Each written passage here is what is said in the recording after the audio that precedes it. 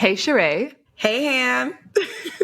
How's it going? It's good. It's good. I'm definitely in a moment where I'm finding my feet. And so it's exciting to do that and be okay with it. Like, that's definitely the energy that I have these days. So thank you for asking. How are you?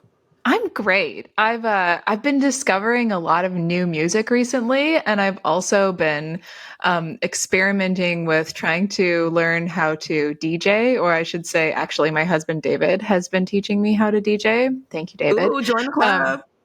I know. So watch out, Sheree. And speaking of music, I gotta say, I was so excited when I saw this guest pop up on our roster because I went to AFROPUNK in 2017 in Brooklyn to see Princess Nokia and a bunch of other acts and just had like the absolute best time.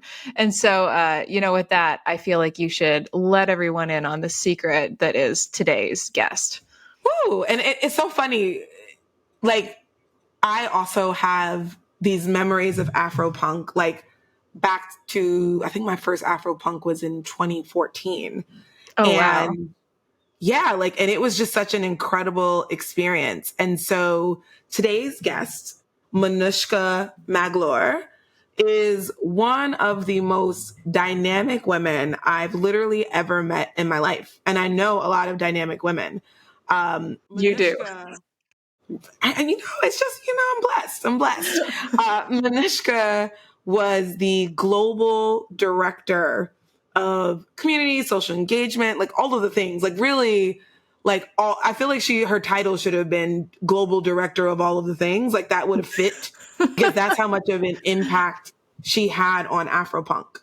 Like so much of how Afropunk became an integral fabric of the Black creative community, the Black queer community, the Black punk community, like was like a direct result of Manushka's work and everything that she is. She started out in the music industry. She did brand marketing at Virgin Mobile.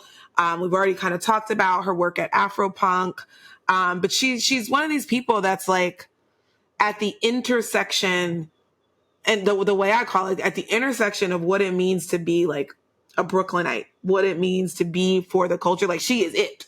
She most recently joined artist Hank Willis Thomas and has served as head of partnerships at Four Freedoms, which is like his like artist collective that really focuses on art and creativity as like a catalyst for like liberation. And her newest thing is she started something called The Layout in the pandemic. She literally, like, there's this brand called Rayo and Honey that makes these really cool like pendants and totes, and one of them, my favorite one, says joy is an act of resistance. And I can't think of anybody that embodies that phrase more than Manushka. Like I met her through a friend, but we really connected on a dance floor in Johannesburg. And listening to her is like a thesis on why joy is like one of the most radical points of transformation and liberation that we can exist in. And so without further ado, I am happy to bring on Manushka Maglor and share a bit more about her most recent journey with the layout and a little bit more. So let's do it. Okay, Manushka, tell us the moment when it just got real for you. I think obviously collectively it got real for a lot of us at the top of 2020. So shit got real when I came back from a trip with my now ex I was in Zanzibar and South Africa. And I returned to the United States in Feb of 2020. And by March, it was like, so hey, we're gonna have to lay off most of the current staff here. And here is at AFROPUNK, a global music festival that was founded as a festival in 2010. I had been part of the team and part of the growth and expansion team, and very integral to that for the better part of 5.5, 6 years. My identity was absolutely, completely wrapped up in Manushka, from AfroPunk. That went professionally, personally, casually.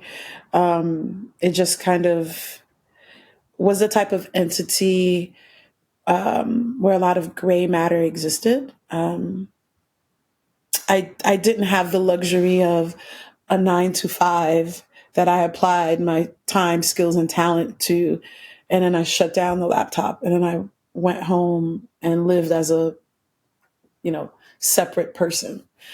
My worlds collided, coalesced, were codependent. So personal and professional, there was no clear line of demarcation. And I didn't realize at the time, until I didn't have it as like container, that a lot of myself was wrapped up in that. And so when you didn't expect a thing to no longer be there, and it was out of your control, and nothing was done, out of your own volition, and you're kind of you're free floating to do what now? So shit got real for me when the pandemic and coronavirus sort of started. It spread, and everything that most of us as we knew it came to a screeching halt, and we had our lockdowns. I was left with, who am I, like, for real? Not just like, who am I as like, how am I going to make money? But like all of those existential things that we were all dealing with, at least most of us at home, who did not necessarily have the luxury of knowing that, or feeling like, oh, this is just like a little break, and then I'll just hop back in whenever this whole little thing is over. Like, my cushy job will be just fine. I'll go back to it. I'll be great. I kind of understood very succinctly that everything as I knew it was toppling, and it was like a house of cards. So shit got real because I didn't understand who I was in this new version of our world. I couldn't see past like what would happen after. But yeah, it got real for me when I didn't have the thing that defined me and everybody knew me for, and I could point to and have several feathers in my cap around achievements and goals, but also a tangible, tactile entity that encapsulated so much joy and expression and freedom for people. And I could point to it as like, this is my oeuvre, this is my offering, this is how I'm taking up space in the world. And like, it wasn't there anymore. And I didn't know how to define myself within sort of like this black hole. It's so funny. Manushka and I are really good friends. And I did not realize that happened in that succession. Like, I didn't realize it was like come back from the continent, layoff from Afropunk, pandemic. Like, I did not realize that those dominoes fell that way. And it's interesting. I think Han and I both built companies that were very much of us. And I certainly, both of us, even when we were trying to decide to do this podcast again, part of the reason we weren't sure if we should is because we felt like we had nothing to say. Like there's a moment where, she's not leading trash, Tastemakers, shuts down. What do I have to say? And so I just want to hold space for that feeling of like, this is what I had to say, so to speak. And I'm just curious, like, you put so much time and energy and just love and community into Afropunk.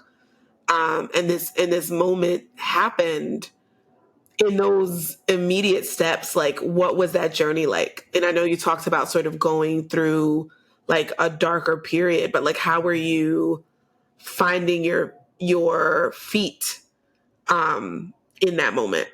The reason why I lead with heart and soul and community first is because that's what actually is lifeblood for me. And I don't say that in a trite way or for like the purpose of just using it. It is life force and sustained energy. It is the thing. It is probably one of the only things that powers me up. So what that looked like in those months was definitely me leaning into a not so great relationship and clinging to it because I had not much else, right? And yes, of course, you have family and you have friends, right? But like when we think about, I guess, our conditioning of our existence as women and femme identifying folk, love and a partner is a very large chunk of how we are supposed to be defining our lives or part of our lives. So I poured into that because I just I was like, all right, well, I need to do something with myself, right? In addition to that, thankfully, having real friends that you can say, I'm going to take a walk outside to come meet you. I'm hopping on my bicycle and we're going to go for a ride. We're going to schedule a house party. Remember when everybody was on house party? We're going to schedule a house party for such and such a person's birthday. We were organizing, we're going to cook XYZ meal on this night together. Like I can look at it now, so in awe of the multiplicities and like multitudes that I exist in that allows me to have these different pockets of people across the globe, across my neighborhood, across wherever, like personality spectrums, gender and sexuality spectrums to tap into. It's like, I know how much of a gift it is to know that I am seen and I am loved by varying groups of people who, when I've tried to bring them together, doesn't quite mesh, but it all makes sense within the tapestry of my world. That's when I also got connected to like Asmaret and some of the community fridges that were popping up and happening. Like I just needed to find ways to do something. Mm. I started making or helping, let me not say making. I was trying to help make masks with I said his name, with my ex. And as a way of just like, I don't really sew. I can help do this. I want to make masks for people. Like, let's do this, right? Like I just was trying to find ways to not feel so, not just idle, but like empty and as though I just didn't have a purpose and I was just taking up space. And I didn't want to take up space as just like cells and like skin and nothing else. And there were days that like, that's all that I had to give was like, don't have much to do and I'm just going to lay here and be depressed and it's what it is. And then there were other days that I would jump rope with a friend of mine that lived in Oakland. We literally would jump rope together on Zoom. But this thing about community, it follows me. It is something that is inherent to me. I don't know how to do things on my own. It doesn't, and when I say on my own, I mean, of course, obviously I can do anything on my own. I don't want to. I love being experiencing and enjoying and discovering and remaining curious and questioning things and conversing and exchanging and dialoguing and debating and being mad and cussing, like all of those things that make us inherently human. I need human interaction. I need interpersonal reaction in order to feel like I'm here. So, in little ways and in big ways, that's how I tried my very best to return to myself, or actually see myself is the better way. Sorry, I retract that. I did not realize that I could not see myself for who I am and how others view me. So that whole period was really helpful. In hindsight, I could see it as that. That's like data that I was processing, Yeah. And then what happened after that? After that, two things happened. One of my group chats was something that the inception point was a friend who had a circle of women in her world that she put all in a group chat. None of us knew each other. She was our common denominator and our rock. And so we would text all day long. The group chat was always going off. We would organize some kind of Zooms. We would do XYZ. And right after the murder of George Floyd, that particular group chat, the genesis for an event and space that was created called the Layout, happened through the group chat. So George Floyd happened over Memorial Day weekend, I think, or somewhere around there. And then there were all of the uprisings and protests in New York. The first time that I met anybody from the group chat in real life was at a protest on DeKalb Avenue near Fort Greene Park. And it was a particularly contentious night. There were a lot of people who were not indigenous to the neighborhood that were there. So there was a lot of sort of young hipsters, white folks throwing around bottles, talking about ACAB. And then there were just the Black folks from the neighborhood and the NYCHA housing complexes that flank Fort Greene Park, who just really were gathering to show it's not even to show, gathering to remember that we're still here. No matter how you try to erase and kill and diminish our contributions, our lives, our livelihoods, we are still here as people. In that particular evening, that's when a NYPD van was set ablaze. And I met Emily, my business partner and the co-founder of the Layout, in real life off of the group chat that particular night. And the very next day, she used to live right across the street from Fort Greene Park. So the very next day, it was as though nothing had happened. The farmer's market was up, the dog park was popping, and there's the luxury of the tales of two cities, right? The tales of a neighborhood in which white residents have the luxury and privilege of waking up and just going to get their flowers, walking their dogs, business as usual. It really looked like a set. I was like, it was just to have seen what had happened there less than 10 hours ago. And as though somebody hit cut, there's something, the lived experience of that is you as human can be. The physical manifestation of watching how you don't have a care in the world, and you have the privilege of not having that. Mm-hmm. And we have to wake up every day feeling ourselves in our skin and in our bodies. So yeah, those were big moments. So the Layout was really bred from the group chat for the purpose of wanting to acknowledge that we are here.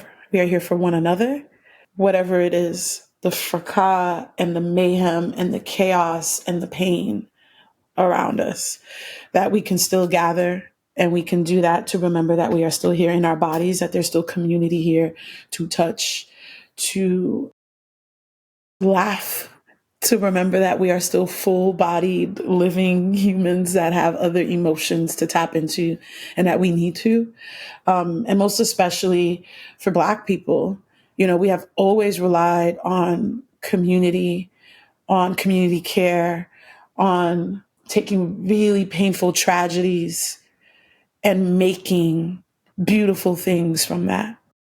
We leveraged resources internally. We're like, all right, it's going to be hot. How can we get water? Like, is there coffee? We need we just started to get things together and lean in on one another and network and community. The beautiful thing is this was a group chat filled CMOs and SVPs and agency owners and production company. It wasn't a hard thing for us to start pulling levers, and plugging in. And I knew because that there was such a heavy presence, in Fort Greene Park of police. I, tapped into the parks department and from my work at AFROPUNK to just be like, I need cloud cover. So who do I need to talk to at Fort Greene Park to make sure that there is no police coming in their vans, in their motorcycles, in their bicycles to just post up and look at Black people to make sure that we're not acting up. So these were things that were intentionally done to just create a space to just breathe for a second. So we meditated. We gave thanks for us for being alive and for the folks and people and ancestors that passed on. We had moments of silence and reflection, but we also played music. People brought food and blankets, and it was just a kickback, and a kickback for no other reason than to remember that we can still kick back.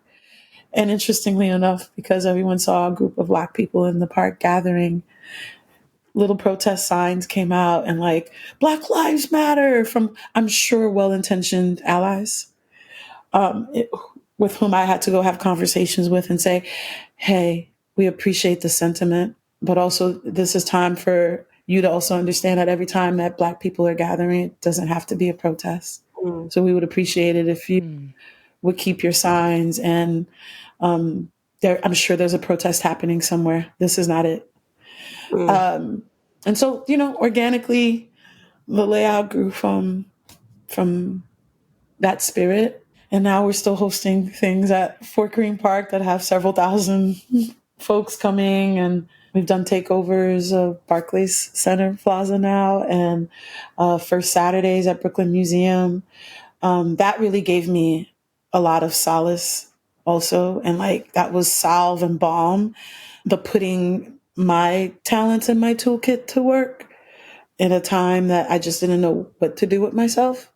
So that was such a beautiful reminder that nothing atrophies. And I needed that. I kind of thought live events are done for the foreseeable future. What the hell am I supposed to do? But I didn't think about it in the pouring into the layout in that way. I can tell you this now cerebrally that's what it was. It was well, I can't produce anything. So, huh? And then there's so many things here. I think the first is just how much we get wrapped up in our identities at work. Yeah. And not just we, but our society is even structured. The workplace is often structured in a way where this big umbrella is what leads and not the magical people that create what's there. And so the work structure, even if you think about what you sign in an employee contract, oftentimes you're signing away your IP, you're signing away what you create within institutions is often theirs.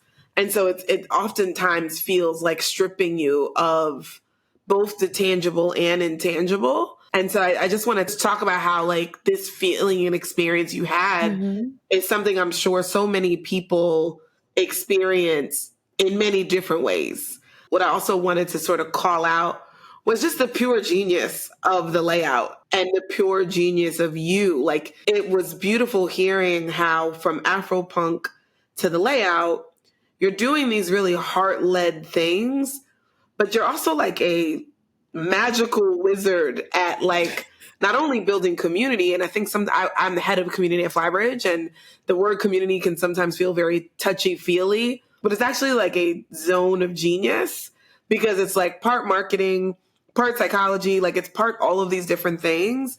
And from your journey from Afropunk to co-founding the layout, you were tapping into like the exact heart of what people needed.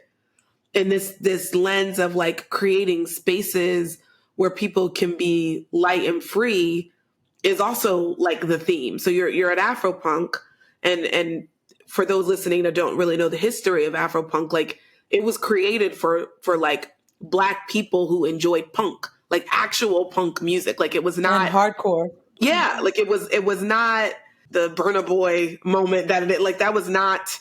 I remember hearing about Afropunk back in the day, and like you went specifically because you were not going to see a mainstream person, and you weren't going to like, you went to find the like cult artists, and it really was because there weren't a lot of safe spaces for even Black people to be alternative, and for Black people to like subculture is in now, but in the early aughts, like, you know, that absolutely not. Having a mohawk as a Black person, purple hair, gauges, a septum ring.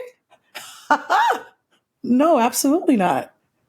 And now You weren't people accepted. adopt subculture Yeah, for fun. for fun. Like it's lit over there now, right? And so like before, and that's the thing, like, you know, Afropunk was started by James Spooner as a documentary, as a movie.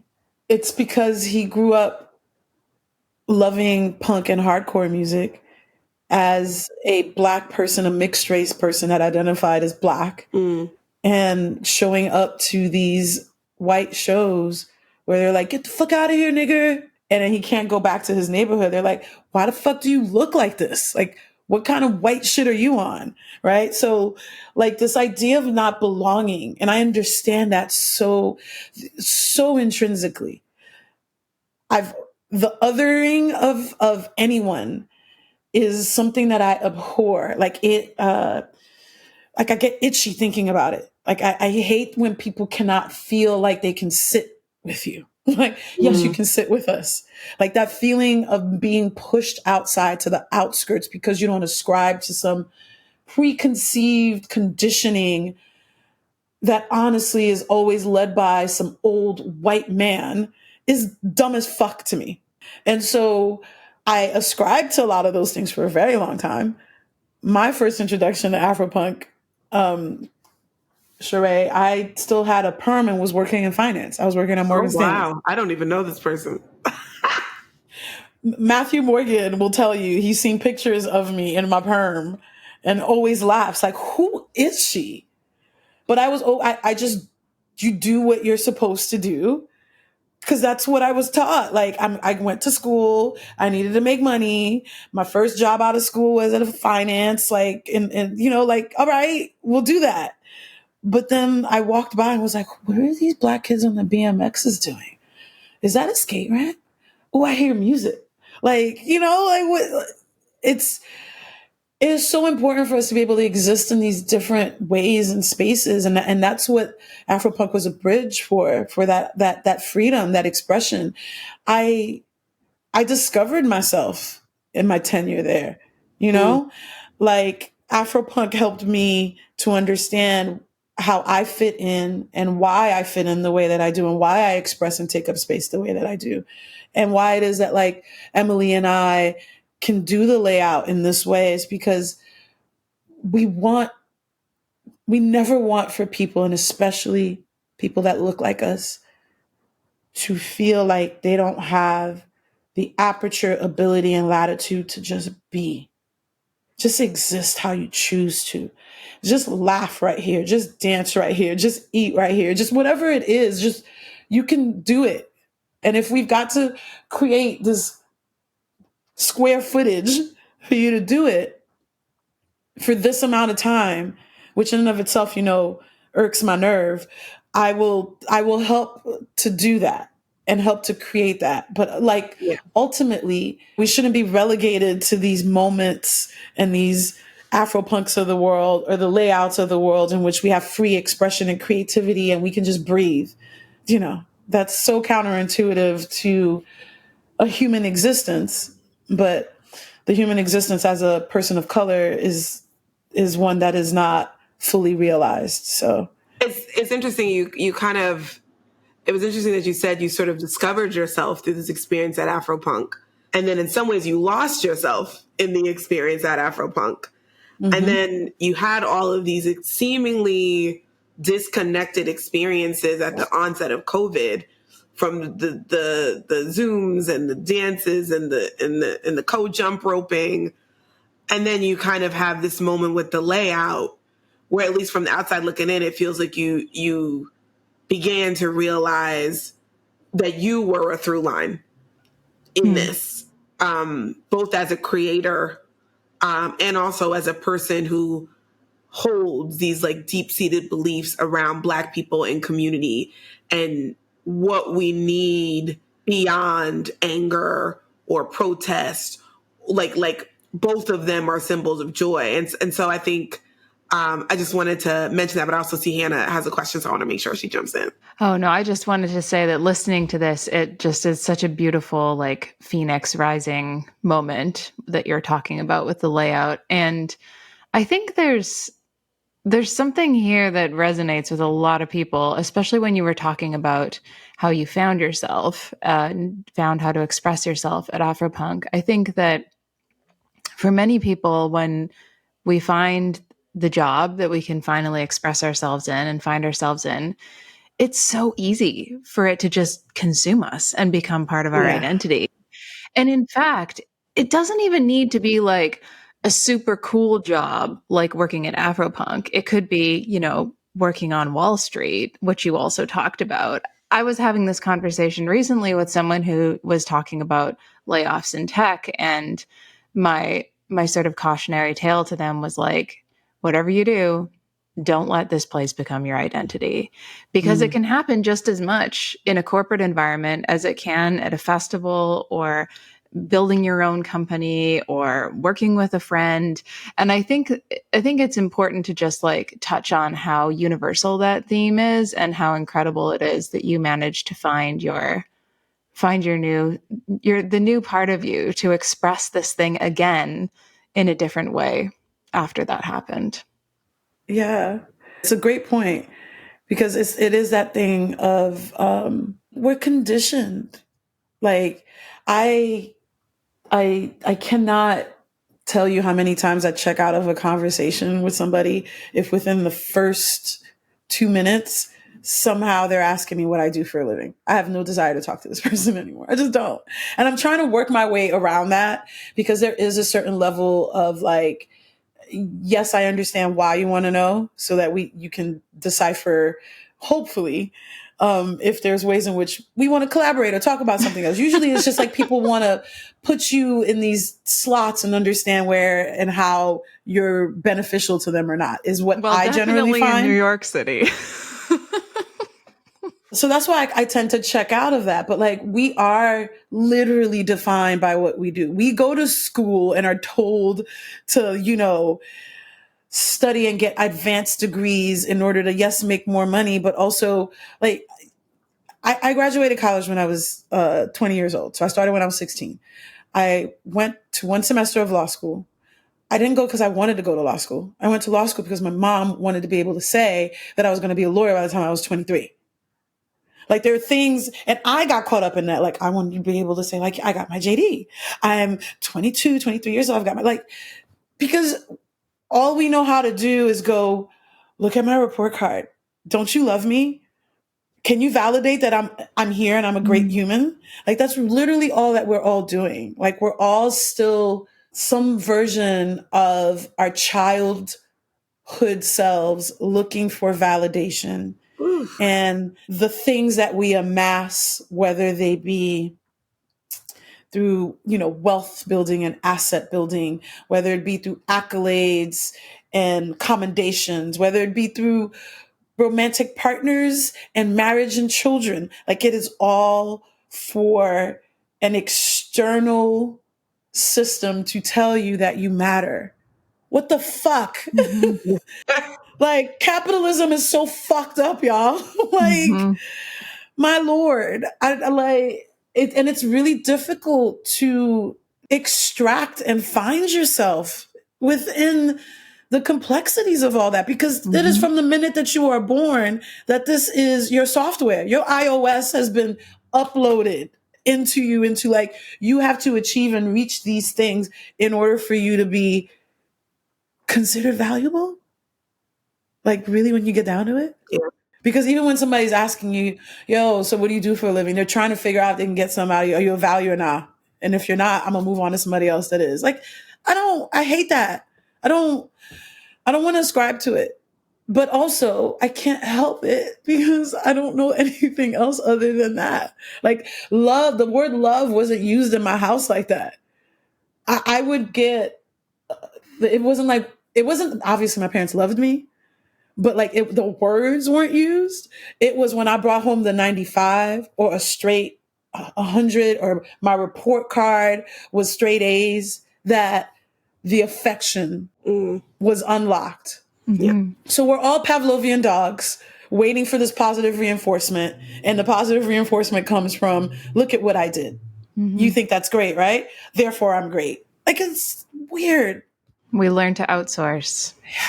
So the complexities of it all, right? So you're a creator, you're a community builder, you're a lover of joy, and you've created not only the layout, but many other things, since the pandemic. A question I have for you is, against the backdrop of these complex systems that you're both working to disrupt through your work, but also very much working in, how have you, like, what are the tools you're using to navigate? Like, you did this huge thing with Converse that I know about. Like, that's a huge corporation, but you did something like wildly insane with them. And like, I'm just curious, like, how are you integrating being like a crazy talented marketer, creator, partnership, like all the various like super genius things that you are, while also staying true to the convictions that you have? Because I think Yeah. most of us are trying to find the balance in that Yeah. daily. Yeah. I will say that I have had the privilege of like access to real visionaries, um, and entities that absolutely are powered by disruption or bust. And I say that's a privilege standing to be in, because I remember when I felt like just a cog in the machine. I've worked for various corporations, and it hasn't been since probably like the last 8 to 10 years that I found my own stride and what my tools actually are. The things that I've learned in that time span is that my personal iOS system is unlike any other, right? I've realized that my individuality and the way in which I approach left and right brain actually speaking to one another is a superpower. And when I'm in rooms with creators and artists that have really big ideas and lofty, or at least they appear lofty, being able to distill and synthesize and bring something accessible without watering it down is an art practice in and of itself, is a social practice in and of itself. I've recognized that the intangible tools, the soft skills, are so undervalued and underrated within our systems and how it is that like we work. And I would challenge most people to say that, like, if you can read and you can Google and type and look up some on YouTube University, the practical stuff, for the most part, you really can learn. The intangibles, that is, to me, that is an art form in and of itself. And I can't like teach that to you. You can practice on making and developing the muscle. But what I've learned is, like, people enjoy working with me, no matter the industry, no matter C-suite or anything in between, want to exchange ideas, execute a thing, have somebody on their side helping to bring something and go to market with it that you actually like and can talk to and can bounce ideas off of, and understands how to take conceptualize things and make them palatable and accessible for people. Mm-hmm. If we forget the you in the equation, I think that's why I can't do anything that is not heart led and heart forward, because I always lead with myself personally and the you of whoever the end goal user is supposed to be. Was that like tools? Well, I have a follow-up question, and might be like, I can't answer this. I literally just told you that I can't, but I'm going to try asking it anyway. Mm-hmm. So one of the things that really struck me when you were talking earlier is like all these amazing like group chats and different pockets of friends that you're talking about. And this, you described it as like this tapestry of people that you have built this life with, and even being thrown into a group chat by someone where you don't know the other people in it. And then that actually resulting in this incredible new initiative is like, I think to many people who are listening, sounds pretty damn cool.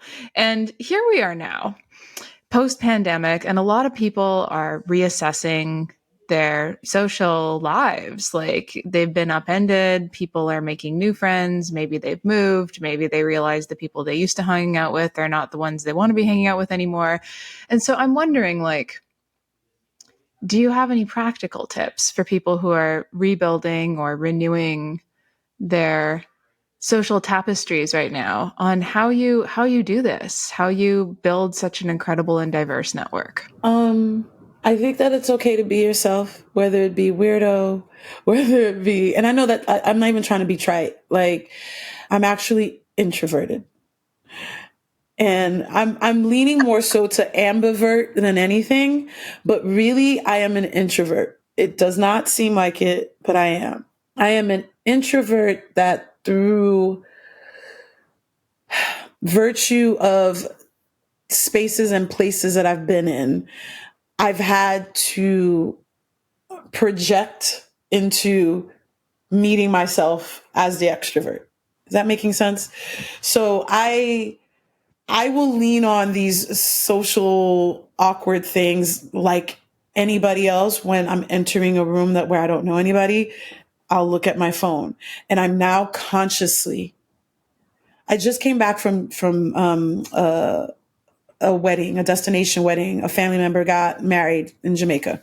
I entered like a space, and it was weird because none of my family members were there. And there was somebody sitting next to me on a phone, and I could tell that, like, like they were just on the phone because there's like nobody else there. And I was being shy, and Sheree knows this about me. I'm not very good with like flirting and talking to the opposite sex. And it's just like, I get really, this is how like I actually am, because I'm just like, I don't know what to say. What do I do? Oh my God. And so I personally challenge myself to, I'm on my why not right now. I don't say no and I don't say yes. So, how people say, oh, I have a year of yes, or I'm going to have a year of saying, I'm just on my why not. And sometimes the why not, like, and I'll do a cost benefit in my head. It's like, the why not is, nah, if you do that, this is what can happen. But more often than not, it feels easier to ask yourself, well, why not? Like, what's the worst that's going to happen? And so I talked to this gentleman and I had a lovely conversation for that. I lasted a few hours. So some practical tools look like try a thing and say, why not? And I want to meet people. The only way that like I've amassed this group of varying folks is because I had to go, hi, I'm Manushka. Just starting with hello, I am. What a powerful thing.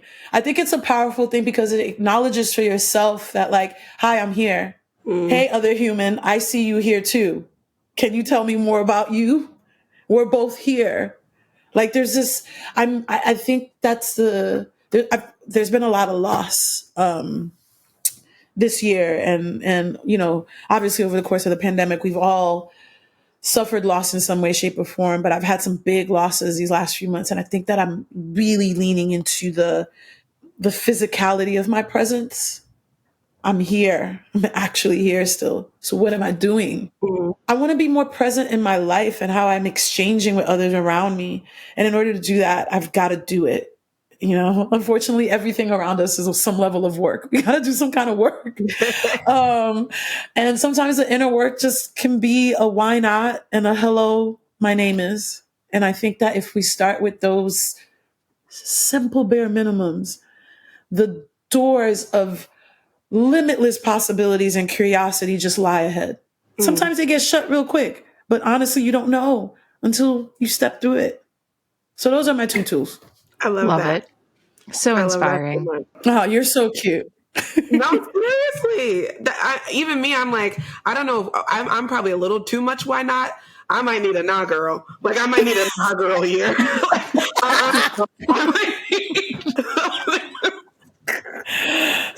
Oh my God, that's my budget and like 8 flight searches are in my tabs right now. Outside of this, I need a nah girl.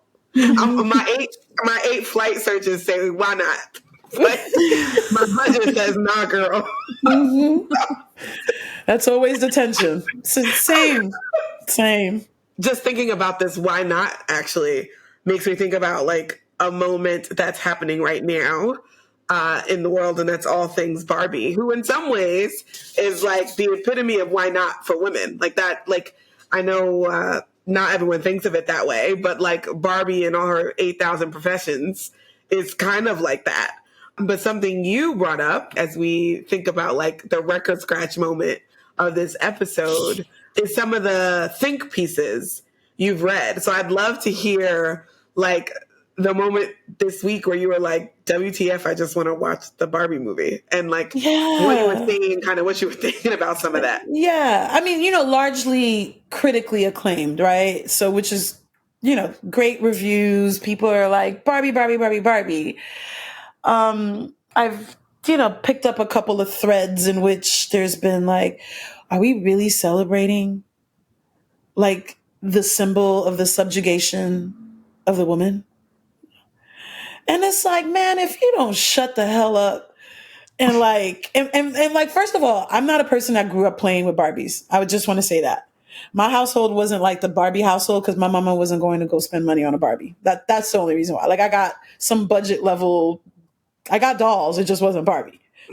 Well, you know, actually, this is the world that we live in, that we cannot express joy for a thing that makes us feel good without a well actually voice coming in to like negate everything for the sake of being a contrarian. I don't know, just for the sake of clicks. I don't care.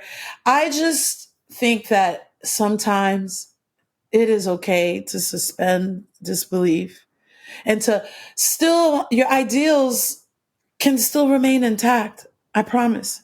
If you go see Barbie, you're not going to be less of a feminist or more of a feminist.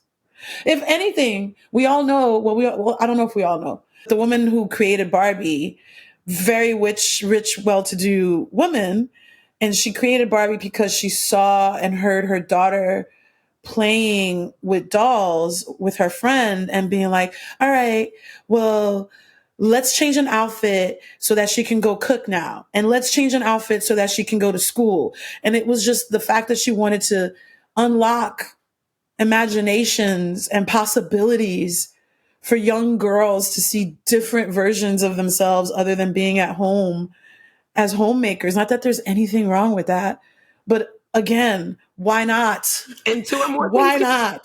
Two or more things can be true. We can know that like none of us are going to be shaped like that ever. Like this is not like we're just not going to do that. And that there are more than one skin tone of black and brown girl. Like we know all of these things to be true. But like I was saying earlier, like it's also okay to have imagination and like a little bit of a fairy tale and a little bit of an escape. And I don't know, Greta Gerwig is now like the highest grossing female director opening weekend, I think, like ever. Is it ever? I love. Like, and like the world's running out of pink paint all of a sudden too, right? Yeah. God, capitalism. Anyway. No, it's definitely I want to see it. It looks good. And then there's this whole, did you see, there's Monique Woodard posted something. She's used to be at 500 Startups. Now she's a VC at Cake Ventures.